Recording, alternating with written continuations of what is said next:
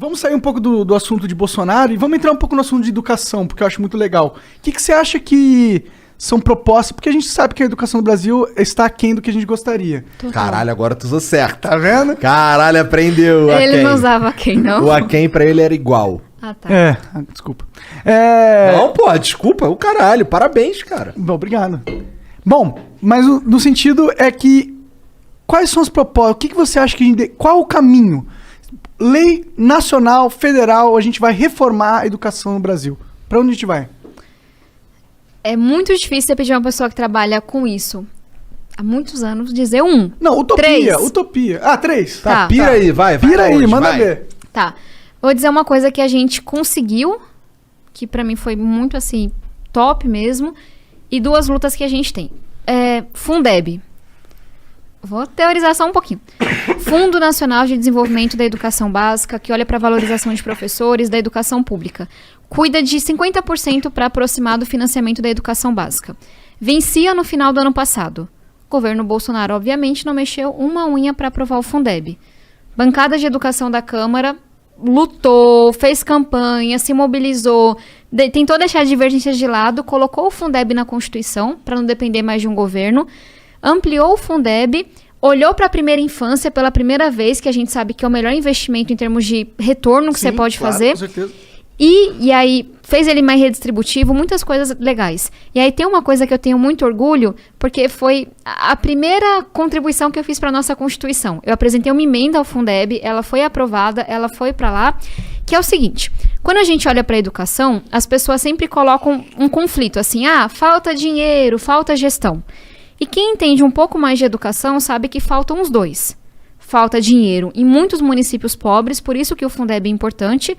Cara, tem município que não tem banheiro na escola, sabe? Que não tem privada, que não tem água. Você vai dizer que não falta dinheiro em canto nenhum? É claro que não. Mas falta gestão, porque a gente sabe que a melhor educação de ensino médio do Brasil está em Pernambuco. A melhor educação de ensino fundamental está no Ceará. Dá para fazer muito mais com o que a gente tem. E aí, o que é essa emenda que emenda é quando você altera um texto na Constituição, né? Que eu coloquei. A gente conseguiu um pouco mais de recurso para incentivar a boa prática na prefeitura. Como assim? Você vai mexer no bolso do prefeito. Vou dar aqui um exemplo. De cada 4 cidades, em uma delas, os diretores escolares são indicados dos vereadores. Indicado político. Precisa explicar que isso vai dar merda? Não, Porra. Não precisa. Ninguém ia querer ser o chefe indicado pelo vereador. E aí, uma das coisas que a gente colocou lá, para você ter acesso a esse recurso extra, tem que acabar com a indicação política. Porque se não tiver incentivo, ele não vai fazer. Verdade. É uma forma dele trazer a base de vereadores para ele. Porque ele tem o ganho político exclusivo dele, porque ele aumentou o recurso de educação para o município dele, e ele, foda-se, vou cortar os vereadores ali. Exatamente. Aí outra coisa que a gente colocou, tem que colocar mais de 80% dos alunos para fazerem as provas nacionais. Porque alguns falam para os alunos com menor desempenho para irem para casa, para não fazer a prova, para dizer que o município está melhor. Então a gente pegou o que a gente sabe que funciona na educação, que é importante, acabar com indicação política, medir as coisas e incentivou. Aí, para distribuir o dinheiro, a gente fez uma fórmula matemática mesmo, que vai dar mais dinheiro para quem cresceu mais em relação a si mesmo. Pensa assim, um município que está lascado com a nota de matemática lá embaixo e o que está super bem. É mais fácil o que está lá embaixo dobrar o seu resultado do que o que está lá em cima, certo? Aí a gente fez uma fórmula, quem melhorar o resultado em relação a si mesmo, diminuindo a distância entre a melhor e a pior escola, entre o aluno branco e o aluno negro, entre o aluno mais rico e o aluno mais pobre, vai receber mais dinheiro. E aí, quando eu apresentei essa emenda, primeiro que o governo não queria falar de educação, né? Tinha uma galera mais à esquerda que falava assim, não, tá errado, você não pode condicionar incentivo financeiro, não sei o quê. Porque não entendia que a nossa emenda foi construída justamente para ajudar o município que tá pior. Que é aquele que, se fizer um esforço, ele vai receber o recurso. E aí foi um processo de, sei lá, quase 2 anos de convencimento, a gente conseguiu aprovar. E, cara, eu posso estar sendo idealista, mas eu acho que daqui 10 anos vão falar disso, sabe? Tomara, da hora. Vão falar Parece assim. Promissor, né? Eu gosto quando tem uma inteligência ali em como as leis são feitas, no sentido que você entende as alavancas que você vai usar. Os incentivos, Sim. O ser humano responde a incentivo. Ela total gamificou o bagulho. Total gamificou o bagulho. Mas sabe o que é assim? É bônus e ônus, né? Olha o tempão que eu levei pra explicar isso. Você acha que isso viraliza, dá voto? Não, mas pode mudar, sabe? Mas se você explicar isso com termos de RPG... Eu vou passar emenda pra vocês fazem esse vídeo pra mim. Pô, a nossa galera vai entender. Mas vocês entenderam, assim? Sim. Porque a gente às vezes fica achando que uma lei simples vai mudar as coisas. Não vai. Porque se fosse, já tinham feito. O negócio é mais complexo. Se uma canetada mudasse a sociedade, a não Constituição muda, né? seria linda. Porque tá escrito Até porque é gigantesca, com várias coisas. Então, essa é uma coisa. E aí, como eu já falei demais, vou falar só de mais uma aqui. Ensino médio. A gente tem um nível muito absurdo de evasão. A galera não termina o ensino médio no Brasil. Tipo, sei lá, de cada 10, um não tá terminando. É muito... De cada 5, desculpa, quase um não tá terminando. Nossa, é muito, né? É muito. E aí tem um economista, que é o Paes de Barros, que eu acho foda. Ele trabalha no INSPER, aqui em São Paulo, que ele fez a seguinte conta. Quanto é que custa pro Brasil, sem tirar o custo pro aluno, quem não termina o ensino médio? Ele comparou o grupo que termina com o que não termina. Quem não termina o ensino médio vive 3 anos, 4 anos a menos. Olha que bizarro. Você tira a vida da pessoa. Tem mais chance de precisar do SUS com doença grave. Tem mais chance de se envolver com a criminalidade, de ser preso, etc. Recebe salários menores e é menos produtivo. Assim, o custo não é só para aquele moleque, para aquela menina, é para todo mundo. Pra sociedade. Aí ele foi somando por baixo, 214 bilhões de reais. Só esses caras que não... Só esses caras. Que saem da escola antes de terminar. 3% do PIB. Aí chega a pandemia... Todas as desigualdades ficam ainda maiores, ainda mais profundas. A gente tem um MEC ausente, que não faz absolutamente nada na pandemia inteira. Tem lá, pelo menos 10% dos alunos já saíram do ensino médio na pandemia. O número de alunos fora da escola sobe para aproximadamente 5 milhões. Imaginem para onde foi esse custo. Para a Casa do Chapéu, né? Lá para cima. Eu só tenho coisa técnica, assim, não tenho uma resposta fácil. Mas esse projeto é massa. Eu gosto, não, vamos lá. Interessante. Aí tem um projeto que foi testado em Niterói, no Rio. Testado é igual eu tinha te falado. Você pega 2 grupos mais ou menos iguais e vê o que acontece quando você faz uma intervenção em um. Que eles começaram a pagar os alunos de baixa renda com uma poupança para terminar o ensino médio. Terminou o primeiro ano, depositou dinheiro. Terminou o segundo, deposita mais. Isso reduziu em pelo menos 1/3 a evasão. E, em alguns casos, aumentou a nota de todo mundo. Você poderia pensar, ficaram os alunos com pior desempenho. 0. Aumentou a nota de todo mundo, em alguns casos. Ou não teve impacto. E aí você vai ver o custo desse projeto para fazer no Brasil inteiro. 1,7 bilhão. Não parece muito pro Brasil. Lembra que o custo era 214 bilhões? Sim. Tipo, assim, se fosse um investimento de uma empresa, o que você faz que tem um retorno de mais de 100 vezes? É muito difícil. Sim. E aí eu apresentei um projeto... que dá para o aluno que termina o primeiro ano R$500, só de baixa renda. Segundo, 600. Terceiro, 700. Se ele tem um quarto técnico, 800. No final do ano ele ganha essa boladinha. Ele ganha. Entendi. E aí ele só pode sacar um pedacinho. Ele só pode sacar o todo quando ele termina tudo. Entendi. Tá aí o incentivo. Legal, legal. E aí a gente conseguiu aprovar a urgência depois de muita luta. O deputado Rigoni, que é esse parceiro que eu falava, ele é o relator. E acho que, assim, depois do projeto de conectividade que a gente lutou, vai ser minha maior vitória na educação, assim, da bancada, se a gente conseguir. Tem boas chances de rolar essa parada? Tem. Eu acho que vai ser tipo o Fundeb e o PL de conectividade. A gente não vai ser igual aqueles projetos de lei, assim, contra a demarcação indígena, que aparece da noite pro dia e é votado, etc. Não tem esse interesse. Vai ser igual com o Fundeb, igual com a conectividade. A gente vai ter que lutar por semanas, se não meses. Pode vir um governo Bolsonaro e não apoiar, mas a gente vai conseguir. Eu tô bem otimista.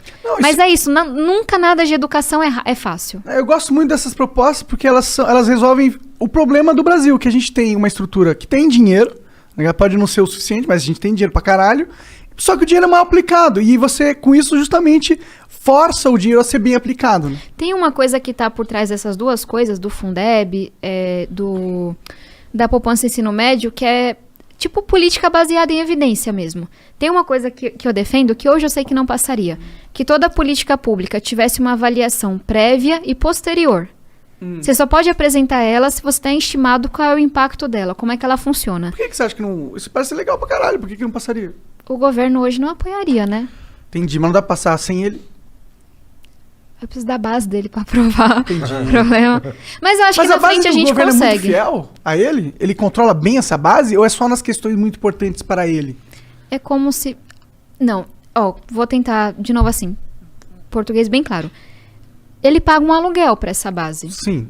E o preço desse aluguel depende de quão bem ele tá. Mas o quanto vale, tipo, qual é o escopo desse aluguel? Quanto que ele tá alugando Tem os duas caras? variáveis aí. Quão bem tá o presidente e quão importante é aquela matéria para a sociedade.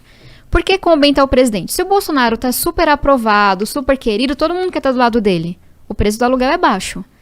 Depois desse caso, da Covaxin, das acusações, o preço dele tá lá em cima. Entendi. Pra você ficar do lado deles, tem que dar muito mais pra base dele. De emenda, de não sei o cargo, não sei o que, dinheiro e blá blá blá. Essa é uma variável. Tem uma segunda variável que é o quanto que a população se importa com essa matéria. Consegue se mobilizar. A privatização da Eletrobras foi uma palhaçada o que foi votado. Aquilo ali foi uma carta para um empresário que vai ganhar bilhões de reais para construir gasoduto em estados que não tem gás. Sim, o Ciro tava explicando isso, né? Não sei se foi o Ciro ou foi o Mandetta. Alguém deles aí explicou. Cara, foi nojento que fizeram. Alguém, tipo, eu te dou um contrato, tipo, eu vendo a empresa pra você, e aí, ao mesmo tempo, eu te dou um contrato que tem o valor da empresa que eu vendi no próprio contrato. O mais bizarro é, antes da gente vender, vamos construir gasoduto, etc., em lugar que não tem gás, vai ser baratinho, né? Nossa, isso é um absurdo, e aí tem só um cara caralho. no Brasil que faz isso. Aí a gente começa a conectar as coisas. Então, ali, uma palhaçada. Mas é difícil pra caramba da população acompanhar, é muito técnico. Outro exemplo, a lei de licenciamento ambiental. Foi muito ruim, precisava de uma, mas foi muito ruim a que foi passada. Estão tentando votar vários projetos de improbidade, que vão aliviar muito quem responde coisa de corrupção. Mas são coisas que fazem com pressa, não dá tempo de mobilizar e são muito ruins para a sociedade. Então, por exemplo, o Fundeb. O governo falou para a base se quer marcar presença. Mas a gente estava há 2 anos falando de Fundeb. Todos os professores, ativistas mobilizados. Sei lá, teve menos de 10 votos contra, nos 513. E presença absoluta. Presença absoluta. O governo não conseguiu segurar. Porque era uma matéria que eles iam apanhar muito. Teve um outro caso, eu não Caralho, como é que pode, mané? Como é que pode um cara falar, qual é, mané? Não vota essa porra, não. Só de ruindade. É porque representa uma pauta que ele não concorda? Porque é de esquerda, comunista? Mas nem é de esquerda, né? Fundeb. Educação é de esquerda. PPP. Aí é a parte que eu não consigo, que eu não acho que o governo só é burro, não sei o que, etc. Cara, eles têm uma pauta anti-educação. O Weintraub era bizarro. E aí chegou um novo ministro que também não tá fazendo nada pela educação, que é super ideológico. Milton Ribeiro. O cara lá que é terrivelmente evangélico, não sei o quê. Ele é terrivelmente evangélico. Tá. E até aí tudo bem. Você pode ser evangélico do candomblé católico. Tudo o problema bem, mas você não é que fala ele isso, né, favorece os parceiros dele, que são pastores, dentro do MEC. Esse é o problema. Você é E escolhido tem várias pro cargo. acusações nesse sentido. Qual que são as minhas vantagens? Eu sou terrivelmente evangélico. Qual que é o seu cargo? Educação. Foda, né? É foda. Tipo, ele pode ser terrivelmente evangélico, mas, pô, não é a prioridade Por que você se importa falar pra isso, educação? né? Pois é. E, então, acho que, enfim, o governo tá assim, por que eu vou... Falei besteira? Não. É que eu olhei pra cara dela, ela tá rindo pra caralho ali, ó. Tá. Ela que segura as broncas depois, tá tudo certo.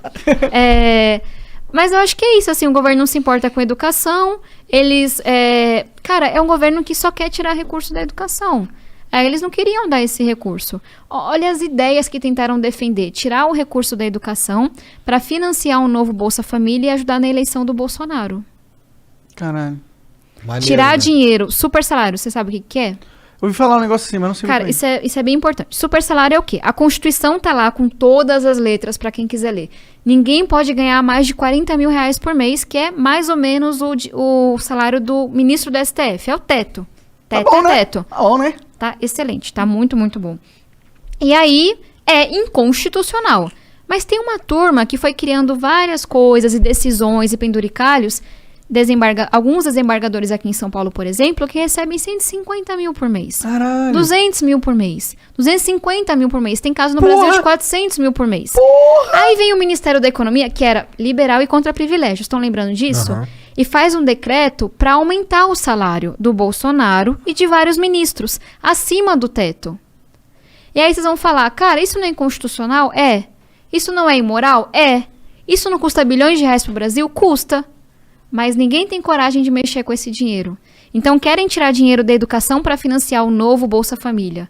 mas não querem tirar do super salário, não querem tirar da isenção, não querem, sabe, arrumar esse sistema tributário que é tão torto, que cobra muito mais de quem tem menos. Porque eu fico, assim, eu apanho muito da esquerda por ter a pauta da responsabilidade fiscal. Porque eu sei fazer conta, eu sei que sem o dinheiro você não consegue fazer a política social. O dinheiro não é infinito, não dá pra sair imprimindo que tem inflação. Aí, mas me irrita muito que o governo fale, eu prezo pela responsabilidade fiscal, não sei o que, é um governo responsável, sendo que é o governo que aumenta o salário acima do teto das pessoas, que não combate privilégio, que não apresenta uma reforma tributária séria, mas que quer tirar da educação, porque é fiscalmente responsável, para colocar no Bolsa Família. Incoerência, né? Total. Cara, mas tem Dá tanta até coisa errada nesse bagulho aí. Então vamos falar de algo bom.